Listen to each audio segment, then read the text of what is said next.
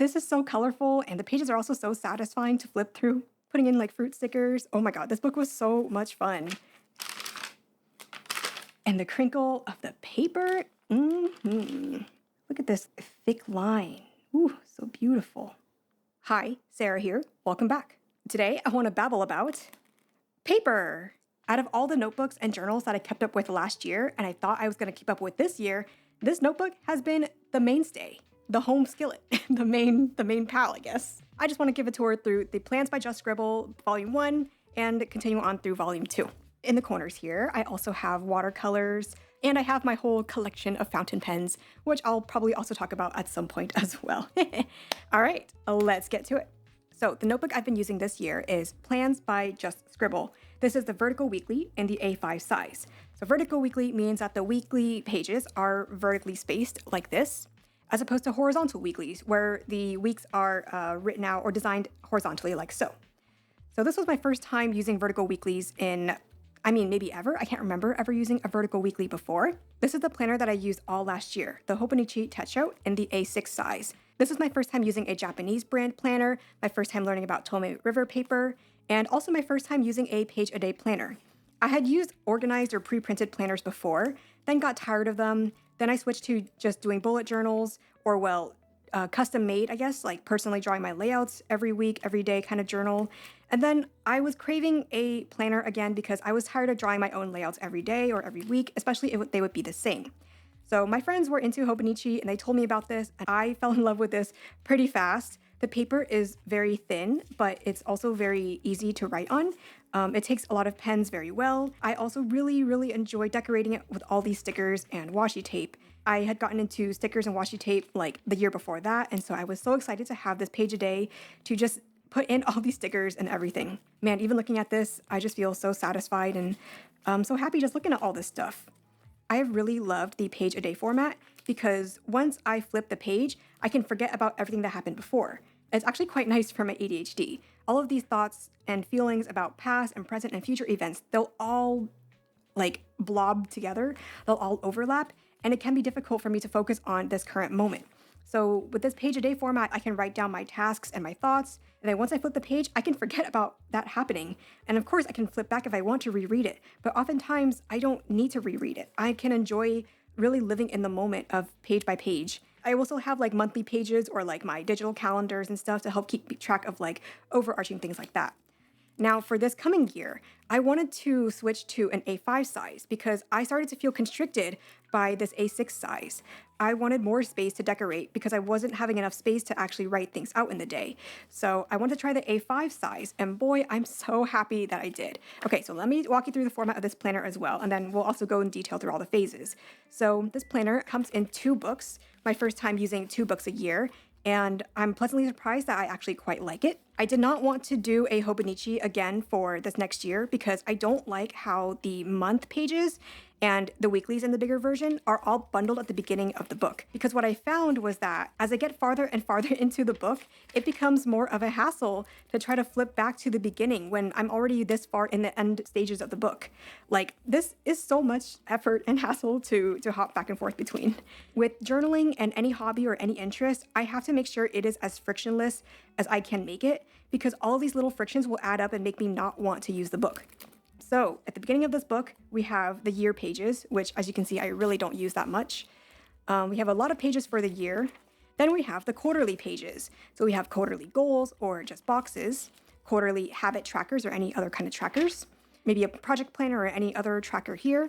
And then we go to January right away. So here's the January month, blank pages, January week 1, and then a bunch of dailies for the January pages. And then January week 2, then a bunch of dailies for January week 2, and then January week 3, and so on and so forth. And then at the end of January, then we move to February. And I can still flip back to the beginning with quarter 1 pages here if I'd like. But now I can just continue moving forward in the book instead of having to flip back and forth to reference months and weeks at the beginning of the book. I know that some people prefer having months all in one go because maybe they want to record all of their calendars or tracking all in the same place. For me, I like the feeling of flipping back and forth through these books. It just feels more interactive this way. Like I have to manually peruse the rest of these pages and flip them through and get that kind of little visual stimulation. So I'm enjoying the analog feel of going through these pages. And then after March finishes, then we have some more quarterly pages here, and so on and so forth. And then April, etc. I finished book 1, and now I'm currently working through book 2 with July here as well. And then going to the page layouts, I actually quite like that this book is not labeled in a lot of ways. I don't like when books have focus and priorities and actually listing out goals, because I just don't really follow all those things. I like the flexibility to do whatever I want with all these boxes. So with this, for quarter 1, I just wrote out categories that I thought I might like to keep up with throughout the months and just fill them out as I went. Lots of blank pages to play with. So like here, after the habit tracker, there is a blank page here to just scribble on. My brother scribbled on this. Project page, another blank page here, and then a blank page at the beginning of the January month. We have the month layout here, and then another couple of blank pages. So there's so much room to play with different things throughout this book, throughout the months. I love that extra flexibility. I love that the pages are blank, so I can really just do whatever I want with them. We have the week layout, so all these weeks here, and then a section on the side as well, and then blank page at the beginning for the week, and then we have like Monday, Tuesday, Wednesday pages. In the daily pages, we have a gray square marking the middle of the page. So that is already really helpful visually for marking off like the center of the page, like either vertically or horizontally. I quite like sectioning pages out. It makes things feel less overwhelming to me. Like instead of a fully blank page, now I have a grid of like 4 squares to write in, or usually 6 squares. I've been enjoying 6 squares recently. I can draw layouts like this, and then a bunch of blank note pages at the back for scribbling and stuff like that. And we can compare the amount of space to decorate and draw and write here compared to like these pages here. The difference, right? So nice having so much more space here versus here. And again, I did really like this last year. You know, if I didn't have this step, I wouldn't have graduated and moved on to this step. Okay, so that was the layout, the structure of this planner. Now I want to flip through and talk about the different phases of like planner styles that I went through this year. So the first phase, I like to call it the super setup phase. So at the beginning of the year, you know, new planner, new book, new style, so many hopes and dreams. I was so excited and had so much energy and motivation to set up lots of stuff. I was really excited to try tracking different habits manually, like so. I have not kept up with habit trackers very much throughout my whole life. I tried it in this kind of format. Overall, it's just not that helpful or not that enjoyable to me. This project page at the beginning still never really knew what to do with. I tried recording the times that I actually recorded a video because I would freak out about not posting enough at the beginning of the year. I was still very much into the like, I want to post often. Hits that like automatic reason of thinking I want more subscribers, I want more videos, I want more views. But in reality, that takes away from my enjoyment of it. So having this thing here helps visually remind me that the time it takes between filming and posting a video is not that long, and also it's okay if it takes longer. But I clearly did not really follow through with that the rest of the quarter here, and that's okay. The January page, we have the January month here. I started taking meds for my ADHD in December, so on top of learning about ADHD symptoms, I also was trying to track the meds to see if they worked or not.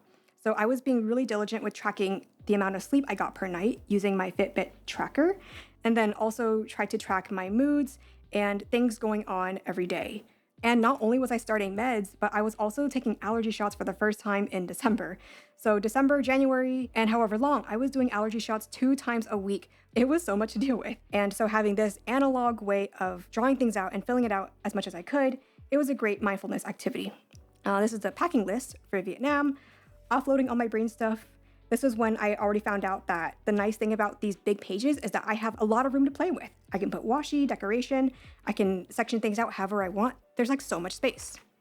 The weekly, yes, this is definitely part of the super setup phase feeling because I was like so excited to try time tracking, either planning my schedule out in advance or track what I actually did. So I was so diligent about writing down all the different things that I did. I also had my meal tracker and my water tracker up here, in addition to like my sleep tracker, my meds tracker. It was so exciting, I'm telling you. Like using the dot markers to draw out these every time, and then having my meal tracker to see what I'm eating and be excited about that. Oh my God, I have so much enjoyment looking at all these first pages, because even though this isn't my style anymore, this is so colorful and the pages are also so satisfying to flip through.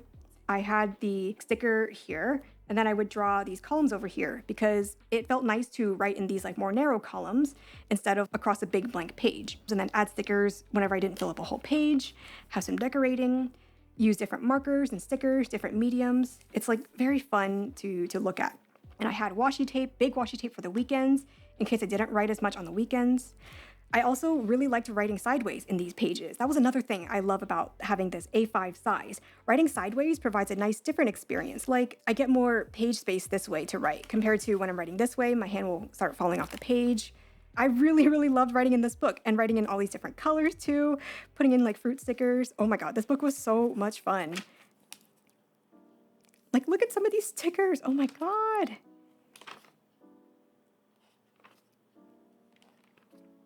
Ooh, at this point, I bought markers. These were, I'm forgetting the name right now. They're these like highlighter markers, and I bought a set of them. They were so pretty. Look at this pastel. Oh, it's so pretty. Look at all these stickers. Look at all these things on the page.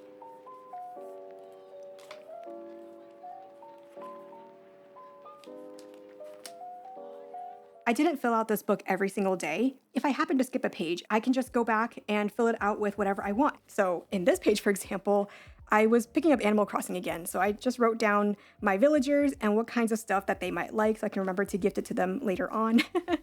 It was really fun to have this outlet to write down these things that seem inconsequential in the long run, but I just need a place to brain dump them for the time being. Okay, at this point, this was getting ready for my Vietnam trip, and things became a bit more loose here because I did not have the same structure that I did every day while being at home. We have some watercolor here, which I actually backfilled. I left a lot of blank space around here. I will talk about the watercolor phase later. With these blank pages, it's nice to have random ideas like video drafts. This was the script for the video diary video that I filmed, video that I filmed back in February. And then February month here, continuing to time track. I was off meds a lot of the time because I felt quite stimulated just being around and about out in a different country. This task dump or task organization I was trying out from someone I had seen on Instagram. They categorized their tasks as like green being easy, satisfying, or fun. Yellow are the tasks that takes effort and are doable, whereas red are the tasks that are exhausting and that we need to schedule. For neurodivergent folks and people who have like low energy, low spoons, it is important to notice which tasks take more energy than others. If we notice we have a lot of red stuff, we need to add in more green stuff and or move the red tasks to the blue category. The blue category being, well, I wrote do after other tasks, but these are also tasks that we can just delegate to other people. I did not use this long term though, because what I found is that it's just easy for me to hyper focus on like, oh my God, like this stack of red tasks, and then forget about, hey, green tasks, hey, yellow tasks. This was a blank page initially, did not fill this out very much. I did backfill it with like a video idea here and watercolors here. I did not check in with my planner every day in Vietnam, so a lot of blank pages that I eventually went back and backfilled.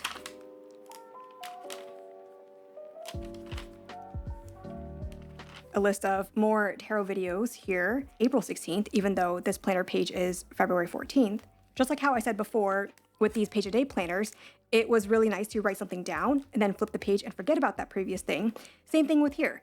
I liked to just find blank pages and brain dump all the things that I felt inspired by in the moment. And then I can put a post-it here to go back to this page if I want, or I can just flip the page and literally just forget about it. When I kept lists like this in another notebook, it would actually make me feel bogged down because then these ideas felt like obligations. Like this list was always staring at me, looming at me. I just kept thinking like, oh, I wrote down these ideas. Now I have to go through all of them and actually do all of them. But in reality, I now understand that there's two modes that I'm in. One is like the planning, the dreaming mode. The other is the actual execution mode. When I'm in planning mode, dreaming mode, I can just write down everything on my brain to just offload it from my brain. Then when I'm in execution mode, I can look through this list, try to pick one if I want, or I can just close the book, really think about what's the first or second idea that comes to mind, and then follow that idea. Oops. All right, I think you get the gist here, right? Now we are nearing on the watercolor phase. Woohoo! Okay, so in March, I was starting to get tired of looking at blank pages every day. And of course, they look so colorful now. But when I say blank pages, it's like I open the book to get ready for the next week or the next day, and I see these blank pages. I wanted ways to add color to the page. And at this time, I was also getting self-conscious about like, oh no, if I'm gonna throw away this planner and journal and not really use it that much, maybe I should not use as much washi tape or stickers. I started getting in my head about like using things to the max and not enjoying them enough. So I was like, okay, maybe I want to try watercolors instead. That would be an easy way to add color to these like blank pages. I don't have to worry about using them up the same way that I'm worried now about using up like these stationery items. So I went to Chicago with my best friend Casey, and Casey had an extra watercolor set that they gifted me. So this page here, I think, was the first time that I used watercolors. They gave me this watercolor palette here. The brand is Kuretake. So this is the Kuretake transparent watercolor box. Later on, I also bought for myself these rainbow watercolors, these glittery, shiny, shimmery watercolors by this small business, IUILE Watercolors.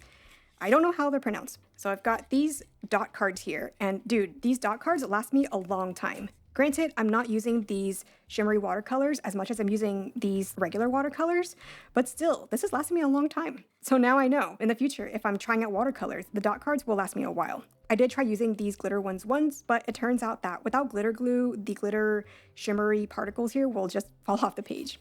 But these two shimmers, they work really well. So yeah, my friend Casey gifted me this watercolor palette because they had like 5 others and they just weren't really using them.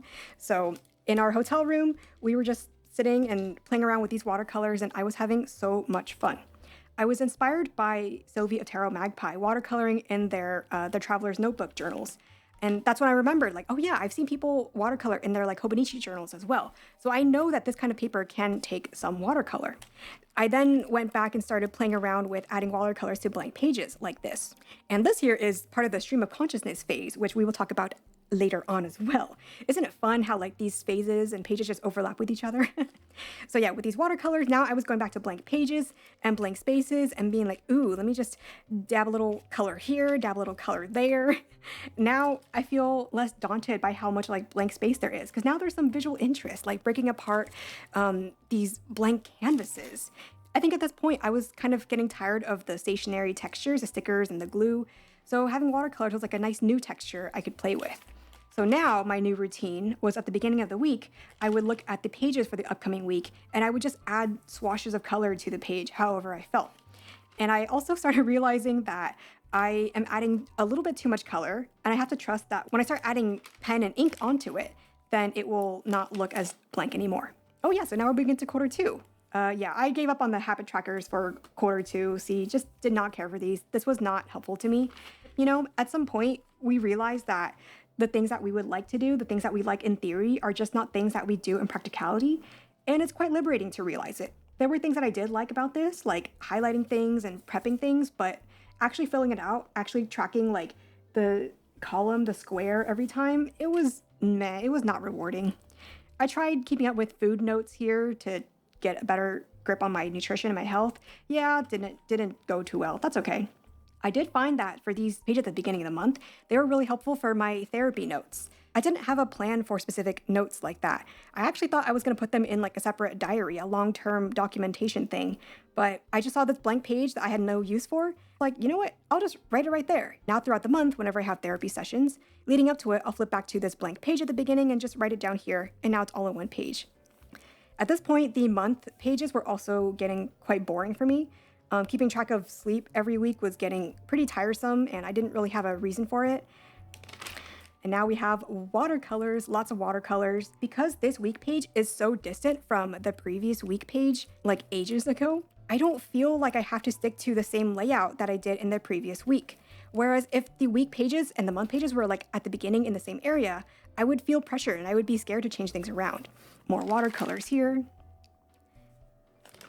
This is an example of not having to saturate the page too much. This yellow swash here, this like light wash here versus this like really saturated wash over here. I love this page. This page is so visually pretty. But yeah, I don't need to do that every single time. I don't need to pressure myself. There's a difference between doing it because I really want to versus doing it because I feel like I have to, and I won't stop until I feel like I've completed it. And it's just unsustainable to expect myself to fully color the page every single time, every single week, every single day. So yeah, these watercolors were like reviving my use of the planner, reviving my interest of the planner. It was so satisfying to first see the watercolor on the blank page, and then to write over it and fill it up with my pens as well. Oh yeah, fountain pens. That was the other thing about this section here. In March, I also got my first fountain pens. One of my friends gifted me her Pilot Kakuno. It's a hand-me-down, basically. Like, she wasn't really using it anymore. She visited, I swatched a bunch of her pens. I really liked how this one wrote, and she was like, you know what? I don't even need it. You can have it. I had heard that with pens, you have to write with them a certain way to get the ink flowing, but with this one, I felt like I could just write normally, and the ink would flow out fine. Like, I could hold it very vertically, I could hold it the angle that I think fountain pens should have been held, and it would write fine. So this one wrote really smoothly. I also heard that it's meant for kids, so the structure of it is very easy to hold. So that was my first fountain pen. I wrote with it a lot. I loved the feeling of flowing with the ink. I tend to hold my pens very tightly and press kind of hard. With the fountain pens, I can release them a little bit more and have a lighter touch. In that same month, my friend also gifted me this Kaweco Sport fountain pen. This one was initially in an extra fine nib, which I really enjoyed. Later on, I bought myself a broad nib. I really like how fountain pens have interchangeable nibs as well. So with this broad nib, it deposits ink so nicely. So this Kaweco Sport was my second fountain pen. So yeah, I started falling in love with fountain pens. It made me really, really enjoy writing. And this is a tip that I would give anyone who is trying to get into journaling or any kind of habit every day. You have to have materials and tools that you think you're gonna actually enjoy writing with. I really liked writing with these pens. The ink was so satisfying, the colors were so nice, the pen feel in my hand is very nice to hold. Ooh, this is an example of the glittery watercolors. Look at these shiny. Let's look at that. Ooh, shiny, shiny. It's like that crab from the Moana movie. Oh yes, so saturated here, so saturated. Yeah, I love looking at this notebook. The fact that I went through all these different phases and enjoyed it in all these ways, and now I find it so fun to actually look at, it's making me second guess like the idea of throwing it out in the first place. I initially was afraid of using like my stationery, my washi tape, because I was like, well, if I'm gonna throw this out eventually, why am I wasting my stationery on things that I'm not gonna look at again? But, you know, in hindsight, that is a lie. I'm clearly really enjoying still looking at this. Also, the joy of using stationery is using it in the moment. A, I can always rebuy those stickers, and B, with washi tape, there's like a bajillion feet of washi tape on one roll. So it's okay to be very liberal with the washi tape that I'm using. The cool thing about fountain pens too is that because an ink lasts a really long time, I became more liberal with writing as well. I got less scared about like using up the cartridge of ink because I know it can always refill it, either with the same ink because a bottle of ink or a sample of ink lasts a really long time, or I can switch out to a different ink. So having different inks actually motivates me to write more because I want to use up the ink faster so that I can change to a different ink. Yeah, all this watercolor, so beautiful. And the crinkle of the paper,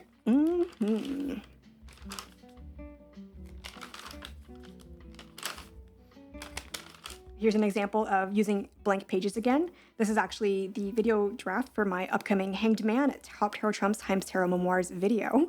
Sometimes I like to write upside down because it's easier to ignore it when I'm flipping through the page. It just makes sense for my brain.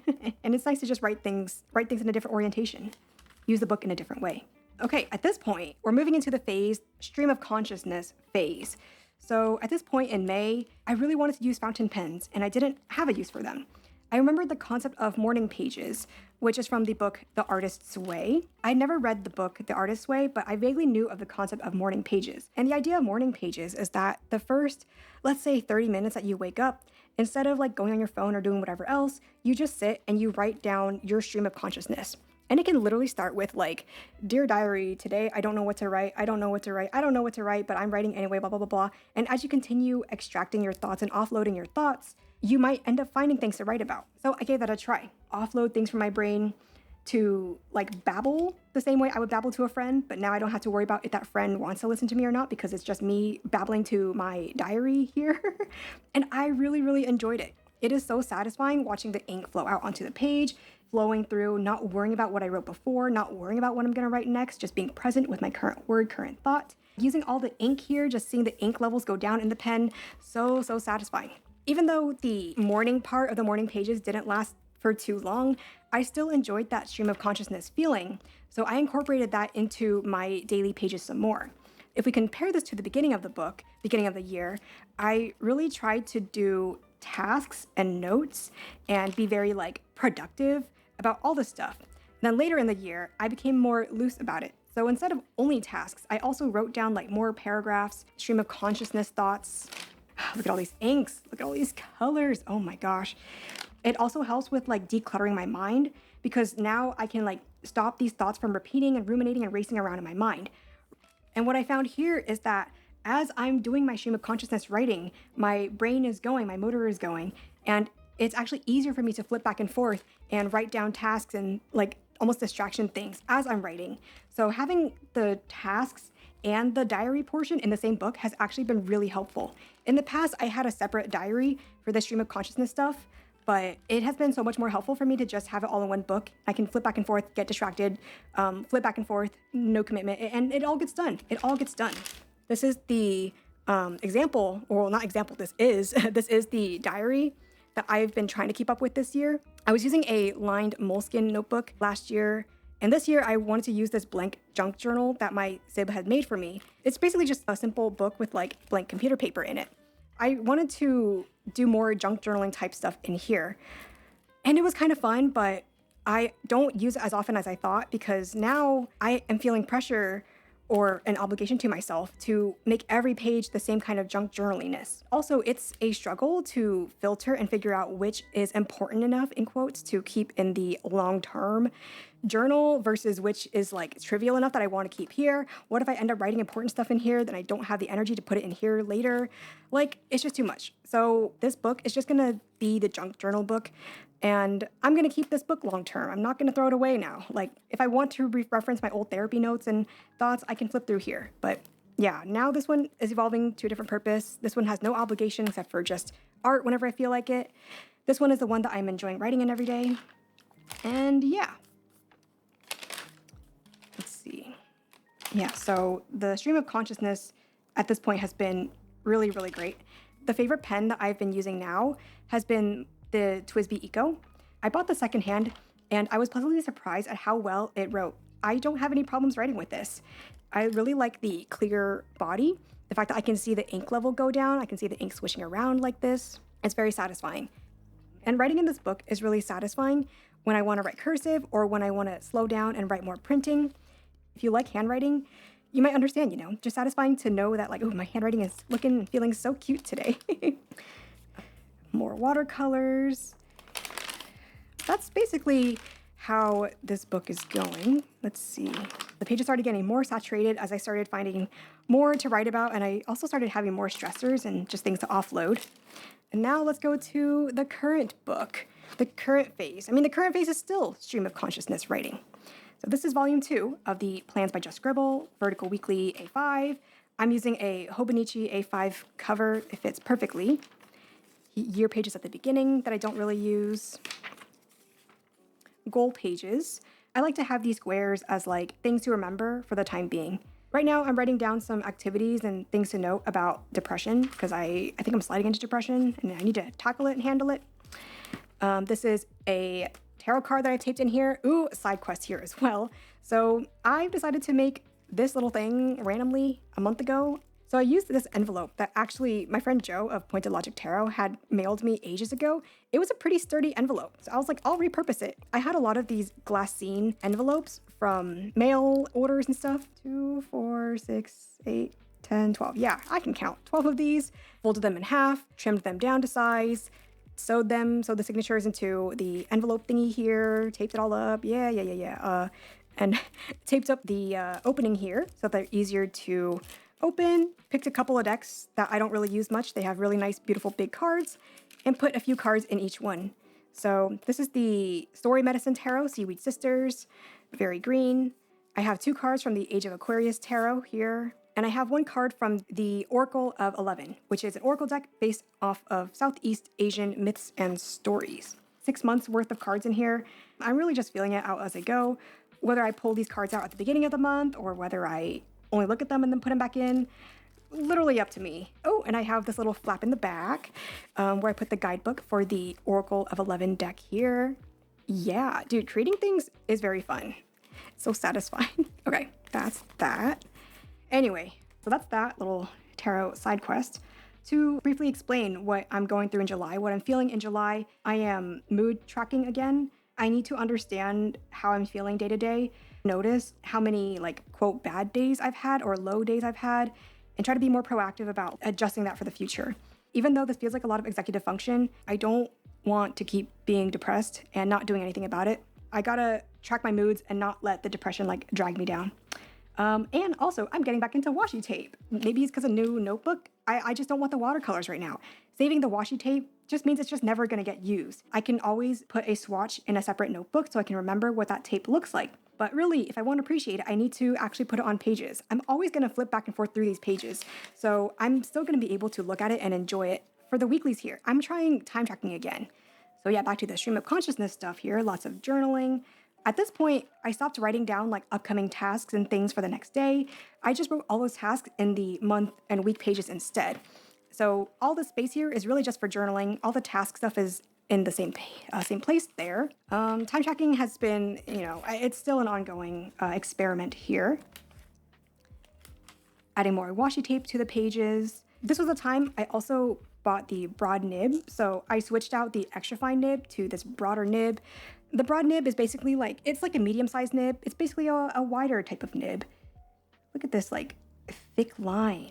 Ooh, so beautiful. Oh, I also recently bought this pen. This is the Sailor Tuzu fountain pen here. This is a cartridge converter style pen. Yeah, I liked the fatness, the width, the thickness of this pen.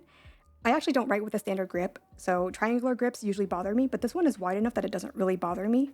But yeah, having these wider pens was really nice.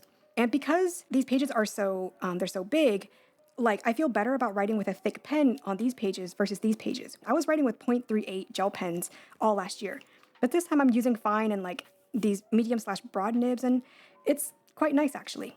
So those have been my pages for July, how it's going, what I'm into now. To summarize the things that I've learned, the things that I like most about this book and the system. One, I have monotropic focus, which is a trait of autistic brains. With monotropic focus, I tend to be in one mode at a time, and it's difficult for me to switch back and forth between different modes.